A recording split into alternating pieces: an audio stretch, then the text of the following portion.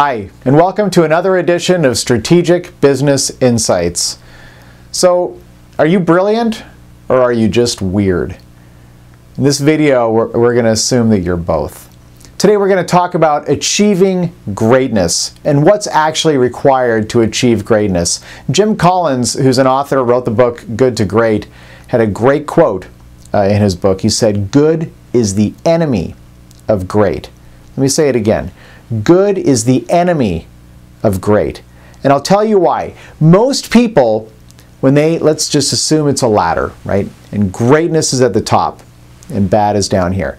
When you're going up that ladder and you get to good, this is a good situation, guys. It's good. Things are good.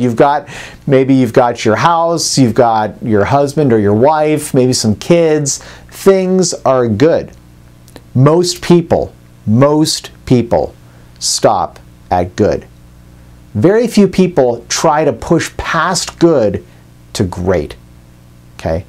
Now, what's required to do that? Well, you got to have a little bit of fire. You got to have a little bit of struggle in you. You got to have a little bit of, maybe even a little bit of anger.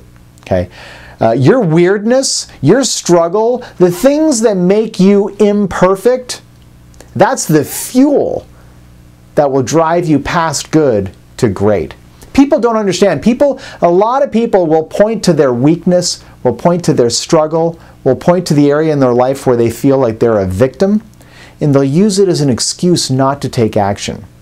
But the reality is that the people who achieve great, the people who push past good to get to great, they all have that.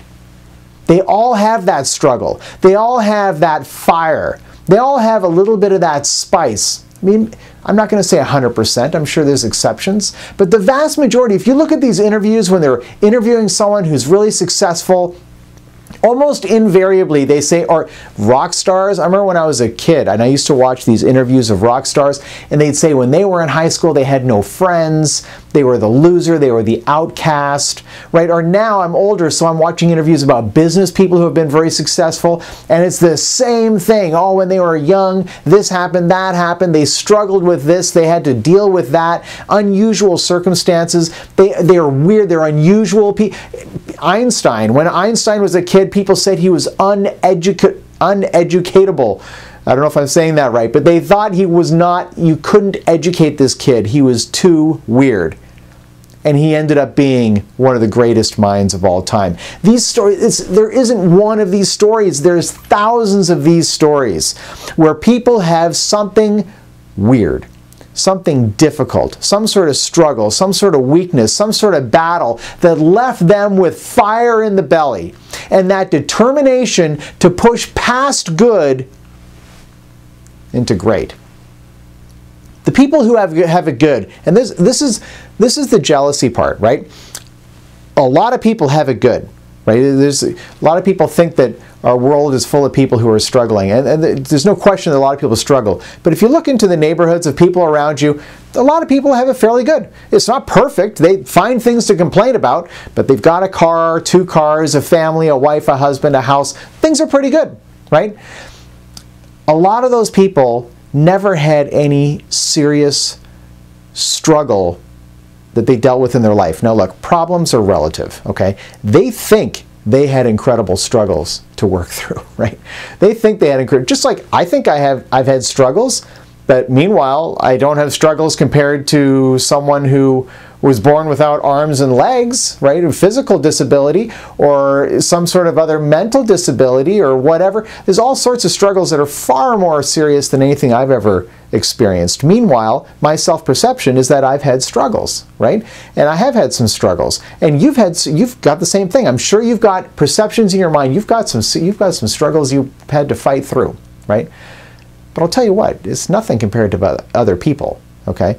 Other people have had it much harder. But you look at people who stop at the good, and for the most part, their problems, they never had that fire. They never had that anger, perhaps. That, angry motivation, I'm not justifying angry motivation, but I will tell you that it's a lot more powerful than happy motivation. Like the world is wonderful, I just want to love everybody motivation, right? That's a great motivation to have, but it's not nearly as powerful as I'm going to prove those bastards wrong, right? right? You know what I'm talking about. I'm going to prove those bastards wrong. That's a totally different level of motivation, right? And the people who push past good into great, almost all of them had that. They had that struggle. They had that something, that unusual quality, that weirdness, whatever it was. You have to be weird to be great, in my opinion. So the question becomes, do you want to push past good to great? Good is good. It's good, right? You might just shoot for good. Sometimes I think when I get to just a really good, well-rounded good situation, I might just chill out and just start to enjoy life. I don't know, because I still have things I want to achieve, so I'm not there yet, okay? But if you have that struggle, if you have that weirdness, if you have that victim side, that part of you that seems imperfect, right, not as good as others, don't point to that as a reason for your failure. Use that as the fuel for your greatness, right? Don't view it as a negative. View it as a positive, because all the people who got up to that level, they almost all had it too. It might have been different than yours, but they had it too. So don't limit yourself by your own psychology. Thanks for watching this video, guys. This is Patrick once again reminding you to think bigger about your business. Think bigger about your life.